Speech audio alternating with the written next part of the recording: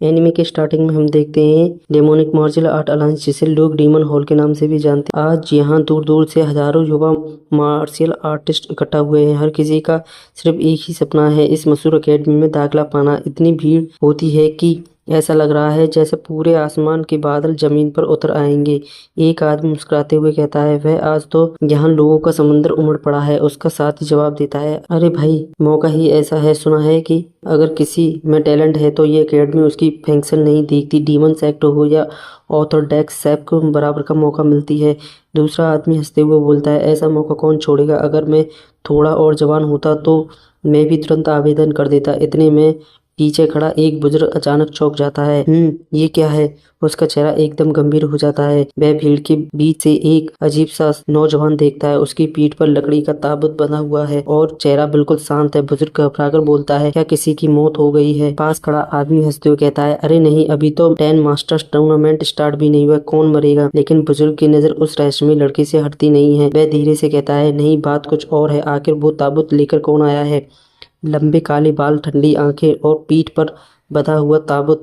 ऐसा लगता है जैसे वो किसी की प्रतियोगिता में नहीं बल्कि किसी की अंतिम यात्रा पर निकला है। लेकिन किसी को जरा भी अंदाजा नहीं था कि यही शांत दिखने वाला लड़का आगे चलकर पूरी मार्शल आर्ट वर्ल्ड का किस्मत बदल देगा। सबकी नजरें उसी रहस्यमयी लड़के पर टिक जाती हैं। वह धीरे से अपना सिर ऊपर उठाता है और तभी उसकी एक लाल खून जैसी चमकती हुई आंख दिखाई देती है। उसकी नजर इतनी डरावनी थी कि कुछ पल के लिए आसपास का माहौल ही शांत हो जाता है। फिर कहानी हमें उसके अतीत में ले जाती है। वह खुद बताता है, मेरा नाम है ब्यू इंश्योल, लेकिन यह नाम उसे जन्म से नहीं मिला था। जब वह बहुत छोटा था तब उसे बर्फीले जंगल में मरने के लिए छोड़ दिया गया था। उसी समय एक बूढ़े आदमी ने उसे देखा और अपनी जान की परवाह किए बिना उसे अपने घर ले गया। उस दिन से वही बूढ़ा उसके लिए दादा, गुरु और पूरा दुनिया बन गया था। उसके दादा एक मार्शियल थे, यानी जो मृत लोगों के शरीर को अंतिम संस्कार के लिए तैयार करता है। लोग इस काम को छोटा समझते हैं, लेकिन ब्यू इंश्योल ने कभी इस काम को शर्म की बात नहीं माना।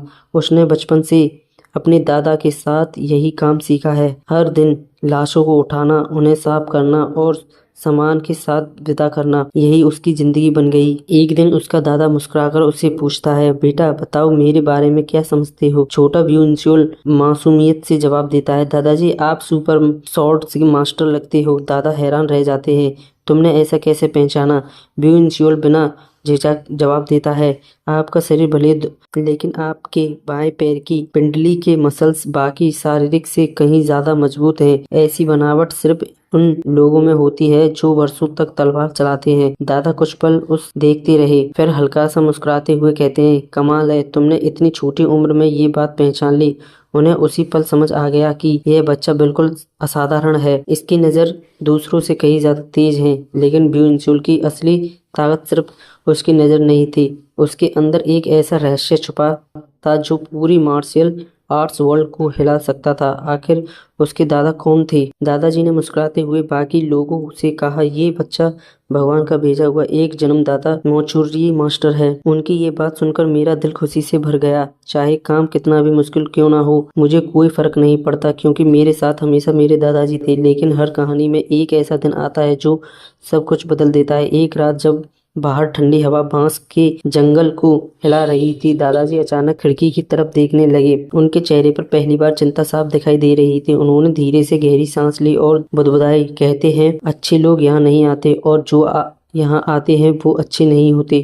फिर उन्होंने मेरी तरफ देखा और प्यार से कहा, सियोल जरा उठो। मैं नींद से आंखें मिलते हुए उठ बैठा। मुझे समझ नहीं आ रहा था कि इतनी रात को दादाजी मुझे क्यों जगा रहे हैं। दादाजी ने मेरे कंधे पर हाथ रखा, हल्की सी मुस्कुरान दी और बोले, चलो आज हम दोनों मिलकर एक छोटा सा कॉप्स गेम खेलते हैं मेरे बच्चे। मैंने हैरानी से पूछा, इतनी रात को। दादाजी मुस्कुराए और बोले, अगर तुम इस खेल को आखिर तक सह गए तो मैं तुम्हें वही तलवार और वो खास चोंगा दूंगा जिसे तुम हमेशा से पाना चाहते थे। मेरी आंखें चमक उठी। सच में। दादाजी ने सिर हिलाकर कहा, बिल्कुल सियोल, हाँ। ये सुनते ही मैं बिना एक पल गवाए दौड़कर कमरे के अंदर छिप गया। दरवाजे से दादाजी की आवाज आई, बस आज सूरज निकलने तक टिके रहना।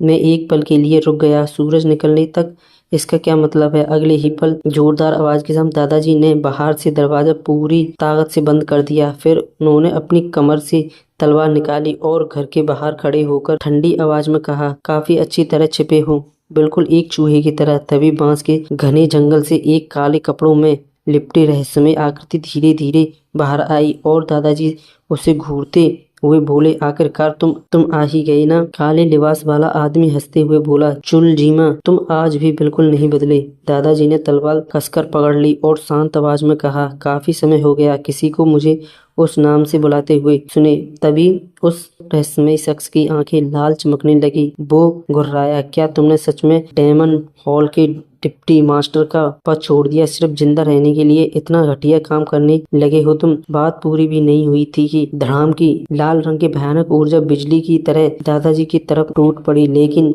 दादाजी अपनी जगह से जरा भी नहीं हिले। उन्होंने एक ही बार में उस पूरी शक्ति को रोक दिया। फिर बेहद शांत लेकिन भारी आवाज में बोले, मैं मुर्दा घर का रखवाला हूँ, सिर्फ जिंदा रहने के लिए नहीं बना था कि। और उन्होंने तलवार सीधी की और कहा, मैंने ये रास्ता चुना था अपने पापों का प्रायश्चित करने के लिए। ये सुनकर काले लिबास वाला शख्स हल्का सा मुस्कुराया। उसकी लाल आंखों में अब पहले से भी ज्यादा खून की प्यास दिखाई दे रही थी और असली लड़ाई अब शुरू होने वाली थी। दादाजी ने बिना किसी डर के कहा, अगर मेरी जान लेकर तुम्हारा गुस्सा शांत होता है तो ले लो, लेकिन रास्ते में हट जाओ, यहाँ और लोगों की जिंदगी दांव पर लगी है। काले लिबास वाला आदमी कुछ पल तक चुपचाप रहा। होठों पर खतरनाक मुस्कुराहट आई। हंसते हुए, ठीक है, वो धीरे धीरे मुड़ा, लेकिन जाते जाते उसने ठंडी आवाज में चेतावनी दी, भागने की कोशिश भी मत करना। दादाजी की आंखों में जरा भी डर नहीं था। उधर लकड़ी के ताबूत के बीच अचानक एक दरवाजा चरचर की आवाज के साथ खुला। अंदर से वही डरा हुआ लड़का बाहर निकला। वो रोते हुए बड़बड़ाने लगा, अब और नहीं सहा सकता, मुझे वो तलवार और वो चोंगा चाहिए। लेकिन फिर उसने चारों तरफ देखा, दादाजी, अरे दादाजी कहाँ गए? वो हैरानी से बाहर झांकने लगा। ये तो हमेशा ही मिलते थे, कहीं पुलिस ने इस वक्त फिर से उन्हें बुला तो नहीं लिया? लेकिन उसे बिल्कुल अंदाजा नहीं था कि कुछ ही देर पहले उसके दादाजी अपनी जिंदगी दांव पर लगाकर एक ऐसा दुश्मन को रोकने गए हैं जो पूरी दुनिया के लिए खतरा बन सकता था। लड़का गुस्से में बड़बड़ाता हुआ बोला, देखा, ये सब ग्रह वाले इंसानों को इंसान ही नहीं समझते। लेकिन तभी उसे कुछ अजीब महसूस हुआ। ये क्या है? अगले ही पल उसके सामने का नजारा पूरी तरह बदल चुका था। अब वो सब ग्रह में नहीं बल्कि एक रहस्यमय बांस के जंगल में खड़ा था। चारों तरफ अजीब सन्नाटा था और अचानक दूर से जबरदस्त धमाकों की आवाजें जाने लगी थीं। लड़के का दिल जोर जोर से धड़कने लगा। बिना कुछ सोचे वो पूरी ताकत से उस आवाज की तरफ दौड़ा। कुछ ही सेकंड बाद वो हाँफते हुए वहां पहुंचा, लेकिन जो नजारा उसने देखा उसे देखकर उसके पैरों की जमीन निकल गई। उसके दादाजी पूरी तरह खून से लथपथ थे। उनकी आंखों पड़ा था, से खून बाहर आ रहा था और उनका शरीर पीड़ के सहारे। लड़के की आंखों से आंसू निकल पड़े। वो पूरी ताकत से चिल्लाया, दादाजी! लेकिन अब बहुत देर हो चुकी थी। जिस इंसान ने पूरी जिंदगी उसकी रक्षा की, आज वही मौत और जिंदगी के बीच आखिरी सांसें गिन रहा था। लड़का कांपती आवाज में बोला, ये सब कैसे हुआ दादाजी? आखिर ये किसने किया? बूढ़े आदमी ने मुश्किल से अपनी आंखें खोली। अब उसने अपने पोते को पहचान लिया। कमजोर मुस्कान के साथ बोला, सियोल, सच में तुम हो? लड़के की आंखों के आंसू बहने लगे। हाँ दादाजी, मैं ही हूँ, प्लीज बताइए, ये किसने किया? बूढ़े आदमी ने गहरी सांस ली। मुझे माफ कर देना, अब इस बूढ़े का समय खत्म हो गया है। अचानक उसे जोर की खांसी हुई। उसके मुंह से खून निकल पड़ा। फिर भी उसने कांपती आवाज में कहा, मेरे मरने के बाद कभी भी बदला लेने की राह मत चुनना। लड़का रोते हुए चिल्लाया, नहीं दादाजी, प्लीज ऐसी बातें मत कीजिए। लेकिन बूढ़े आदमी ने उसका हाथ कसकर पकड़ लिया। ध्यान से सुनो जो मैं कह रहा हूँ, उसे कभी मत भूलना। उसने अपनी आखिरी बची हुई ताकत जुटाई और कहा, कभी भी बदला लेने के बारे में मत सोचना। ये शब्द सुनते ही लड़की की आंखों में आंसू और गुस्सा एक साथ भर गया। अगले ही पल बूढ़े आदमी की पकड़ ढीली पड़ गई। लड़का पूरी ताकत से चीखा, नहीं दादाजी, ऐसे मत जाइए। उसकी चीख पूरे जंगल में गूंज उठी। आंखों से बहते आंसुओं के बीच उसने दांत भींचकर कसम खाई, दादाजी, आपकी ये मौत मैं कभी नहीं भूलूंगा। उसने जिसने भी ये किया है उसे मैं कभी नहीं छोड़ूंगा। वो जहाँ भी होगा मैं उसे ढूंढकर उसे बुरी मौत मारूंगा। ये कहते हुए सियोल दादाजी के निर्जीव शरीर को सीने से लगाए हुए वह फूट फूट के रोने लगा। उसने कांपती आवाज में कहा, या फिर मैं अभी आपके पीछे ही आ जाऊं? उसे दादाजी की एक बात याद आई, आप हमेशा कहते थे इस दुनिया और अगली दुनिया में ज्यादा फर्क नहीं होता। आंखों से आंसू लगातार बह रहे थे। अगर आप वहाँ हैं तो मैं भी वहीं आना चाहता हूँ। इस दुनिया में आपके बिना जीने से बेहतर है कि मैं आपके साथ रहूं। बूढ़े आदमी के होठ हल्के से हिले। कमजोर मुस्कान के साथ उसने कहा, मैं सोच रहा था कि शांति से विदा हो जाऊंगा। फिर उसने अपनी आखिरी ताकत इकट्ठी की। सियोल, मेरी आखिरी इच्छा सुनो। बहुत दूर चले जाना। कुछ पल रुककर वह मुस्कुराया, और तुम्हारे साथ बिताया हर पल मेरी जिंदगी की सबसे बड़ी खुशी थी। इतना कहकर उसका हाथ धीरे धीरे ढीला पड़ गया। सिर एक तरफ झुक गया। सांसें हमेशा के लिए थम गईं।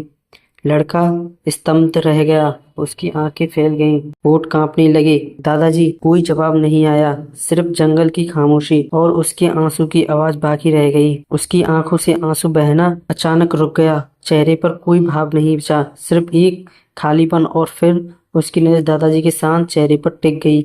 मन ही मन उसने कहा, तो आपने मुझे बदला लेने से इसलिए रोका था ताकि मैं सुरक्षित रह सकूं। लेकिन अगले ही पल उसके भीतर कुछ टूट गया। उसकी आंखों में गहरा लाल रंग चमक उठा। ठंडी आवाज में उसने कहा, नहीं, मैं ऐसा नहीं कर सकता। मैं उन्हें कभी माफ नहीं करूंगा। उसी समय एक अजनबी तलवारबाज की आवाज सुनाई दी, जिसने हमला किया। उसने एक ही बार में दोनों हाथ काट दिए थे, और वह अभी एक बेहद दुर्लभ तलवार कला से नीचे से ऊपर उठने वाला भार, और उस एक सुराग ने लड़के के दिल में जल रही नफरत की आग को और भड़का दिया। अब उसके पास सिर्फ एक ही लक्ष्य था, जिसने उसके दादाजी को मारा उसे ढूंढना है, और उसे ऐसा बदला लेना है जिसे पूरी दुनिया हमेशा याद रखेगी। लेकिन कहानी यही खत्म नहीं हुई। जांच करने वाले मार्शल आर्ट मास्टर ने दादाजी के शरीर को ध्यान से देखा, और उसकी आंखें अचानक सिकुड़ गईं। एक और अजीब बात, तलवार की चाल बीच में ही बदल गई थी। सिर्फ इतना ही नहीं, दोनों आंखों को भी बिल्कुल सटीक निशान बनाकर भेदा गया था। लड़का चाप सब सुनता रहा, लेकिन उसके भीतर का गुस्सा अब और गहरा होता जा रहा था। मास्टर ने गंभीर आवाज में कहा, ऐसा विचित्र तलवार तकनीक सिर्फ किसी डेमोनिक मार्शल आर्ट स्कूल की हो सकती है। फिर उसने दादाजी के शरीर पर बने घावों को गिनना शुरू किया। योद्धा नहीं था, वह अपनी हड्डियों और मांसपेशियों पर पूरी तरह नियंत्रण रखता था। इन इंसानों को छोड़ने वाला कोई साधारण और सॉफ्ट एक्सीलेंस आर्ट जैसी दुर्लभ कला का मास्टर था। उसने आगे कहा, शरीर पे कुल 93 प्रेशर पॉइंट्स के निशान हैं, जबकि मायरियड फ्लावर रेन जैसी प्रसिद्ध तकनीक भी ज्यादा से ज्यादा 66 निशान ही छोड़ सकती है। कातिल की ताकत कल्पना से यानी कि कहीं ज्यादा भयानक थी। और तभी उस लड़के के जहन में उस खूनी हमले की झलक फिर से गूंज गई। वही रहस्यमय हमला जिसने एक पल में उसके दादाजी की जिंदगी छीन ली। मास्टर ने दादाजी की जीभ उठाकर ध्यान से देखी,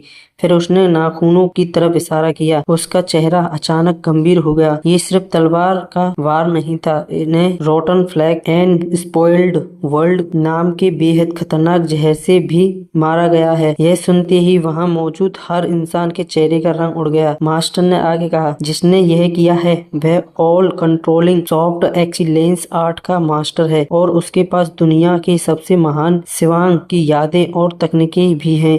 इतना ही नहीं, वह इस घातक जहर को भी आसानी से नियंत्रित कर सकता है। फिर उसने एक ऐसा नाम लिया जिसने पूरे कमरे में सन्नाटा फैला दिया, यानी यह काम किसी डेमोनिक मूल के इंसान का है। लेकिन तभी पास खड़ा एक आदमी जोर से हंस पड़ा, जैन यांग फैंक्शन। वो कौन सा छोटा मोटा संगठन है? वह ताने मारते हुए बोला, शायद वह डेमन हॉल में अपनी किस्मत आजमाने आया था, लेकिन बॉडी बेवर फॉर्म देखकर डर गया और भाग निकला। उसने घमंड से आगे कहा, अगर अपनी जान बचानी है तो यहाँ से चुपचाप वापस लौट जाओ। उसे जरा भी अंदाजा नहीं था कि सामने खड़ा यह शांत लड़का जल्द ही पूरी डेमोनिक मार्शल आर्ट्स अलायंस की किस्मत बदलने वाला था। उस आदमी की बात पूरी भी नहीं हुई थी कि अचानक मुख्य किरदार की आंखें खून की तरह लाल हो गईं। कमरे में मौजूद दोनों योद्धा वहीं जम गए। उन्हें पहली बार एहसास हुआ कि उन्होंने जिस इंसान का मजाक उड़ाया था वह कोई साधारण योद्धा नहीं है। मुख्य किरदार ने बिना कुछ कहे अपने होठ से बहते खून को उंगली पर लिया और उसी खून से अपनी पहचान की मोहर लगा दी। उस पल उसे अपनी दादाजी की आखिरी सांस याद आ गई। जिस दिन मेरे दादाजी मरे थे उसी दिन मेरी जिंदगी भी बिखर गई थी। अब मेरी जिंदगी में सिर्फ एक ही मकसद बचा है, बदला। दोनों अधिकारी उसकी आंखों में जलती नफरत देखकर कांप उठे। टूर्नामेंट, मुख्य किरदार ने ठंडी आवाज में कहा, यही मेरे बदले की शुरुआत बनेगा। उसने अपने दोनों हाथ कसकर बांध लिए।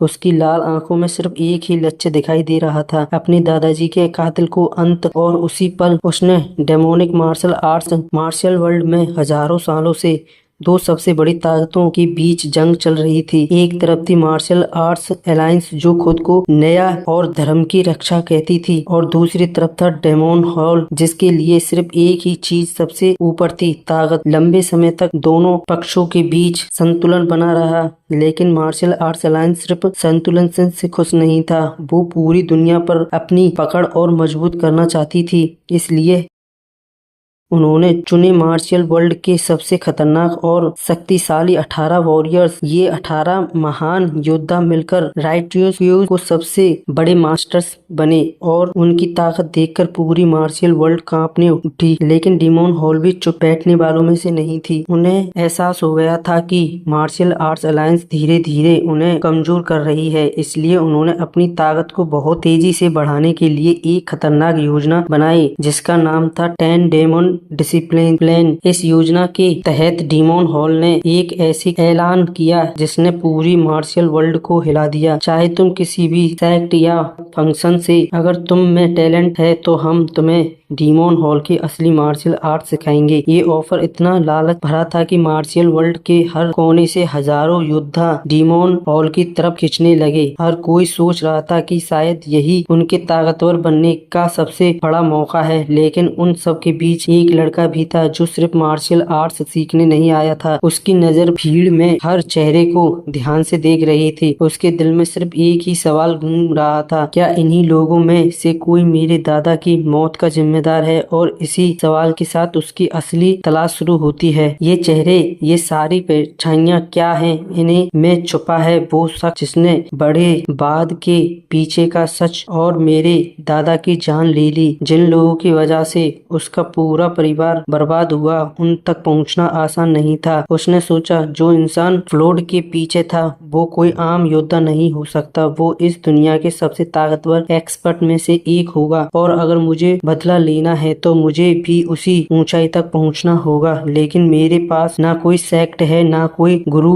और ना ही कोई खास मार्शल आर्ट्स की ट्रेनिंग। इस हालत में सिर्फ एक ही रास्ता बचता है, 10 डीमन डिसिपल्स के कैंडिडेट्स में शामिल होना, क्योंकि वही सबसे तेज तरीका है ताकत हासिल करने का। उसने अपनी मुट्ठी कस ली, चाहे कितना भी खतरा क्यों ना हो, मैं डीमन हॉल में घुसकर ही रहूंगा। तभी अचानक किसी की हैरानी भरी आवाज पूरे मैदान में गूंज उठी, और अगले ही पल कुछ ऐसा होने वाला था जो कभी किसी ने सोचा नहीं था, जो सबकी जिंदगी बदल देगा।